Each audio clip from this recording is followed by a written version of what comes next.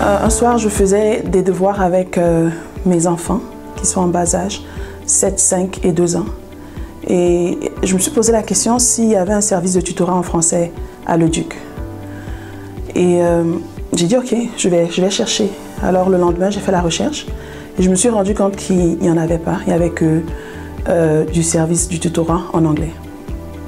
Vu que les notes de mes enfants s'amélioraient, je me suis dit pourquoi ne pas l'offrir à la communauté. Et vu que je suis une enseignante certifiée aussi, pourquoi ne pas l'offrir aux enfants des écoles francophones et d'immersion. Et c'est de là que m'est venue l'idée de créer French et Voilà. Donc ça a commencé lorsque j'avais dans ma vingtaine et ma mère nous a annoncé un jour qu'on avait des ancêtres autochtones dans notre passé. J'ai déménagé à Edmonton, tout d'un coup j'étais entourée d'un petit peu plus de personnes de souche autochtone. Et donc j'ai appris un petit peu avec eux, j'ai participé à une tente de sudation, etc. pour la première fois. Mais j'étais en plein dans ma carrière d'ingénieur, je travaillais comme ingénieur des eaux pendant 20 ans. Et j'essayais de trouver quelque chose de plus qui allait chercher ma culture, qui allait chercher l'art, la musique, etc.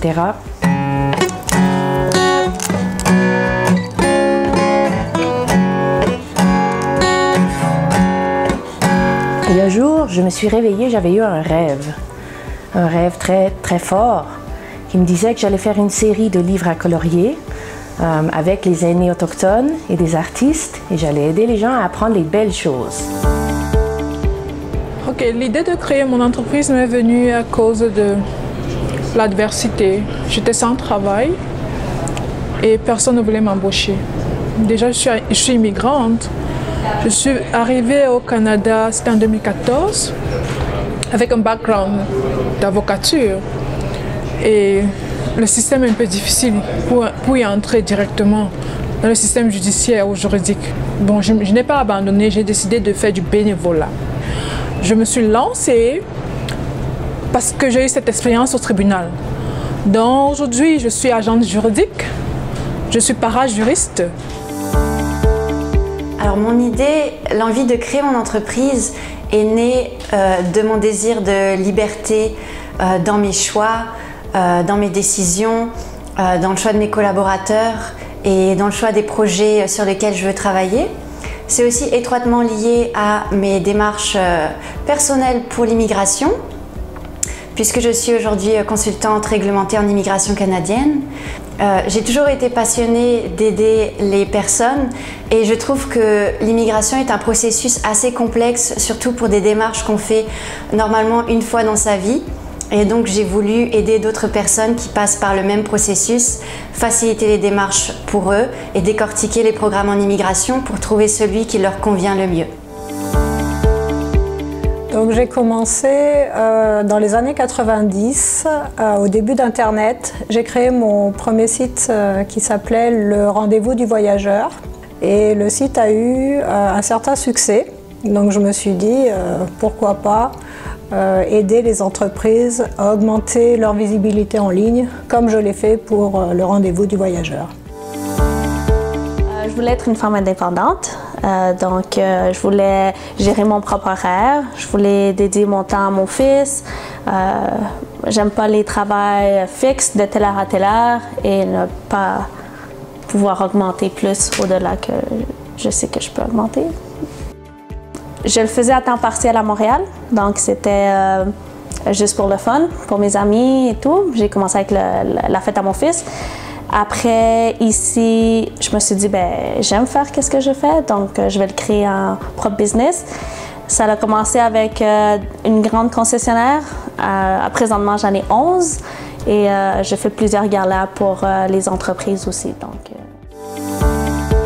Alors, ce qui m'a donné l'envie de créer mon entreprise, c'est que quand je suis arrivée ici, j'ai rencontré pas mal de personnes qui me disaient qu'ils ont appris le français à l'école et que maintenant ils n'ont pas trouvé lieu ou d'opportunité pour le pratiquer. Et donc du coup, ils ont complètement tout oublié. Et ça m'a rappelé aussi à un moment où moi, j'ai passé des années à étudier l'espagnol, par exemple, à l'école.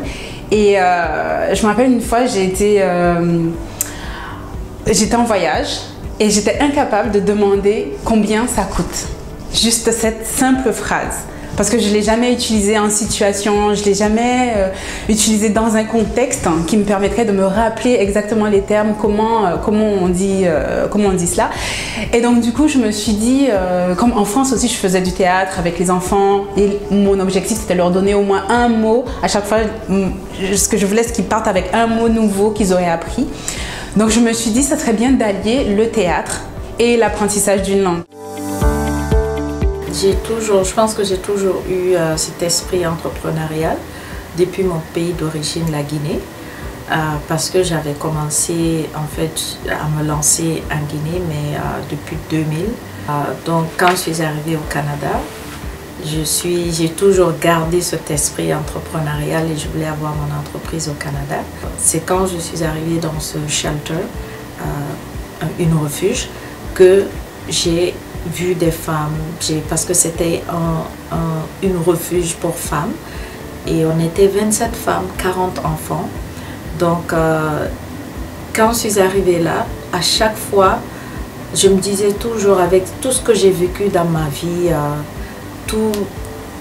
toutes les difficultés que j'ai eues, je pensais que ma vie était, ce que j'ai vécu était le pire, jusqu'à ce que j'arrive là-bas et j'ai rencontré d'autres femmes dont les parcours étaient waouh.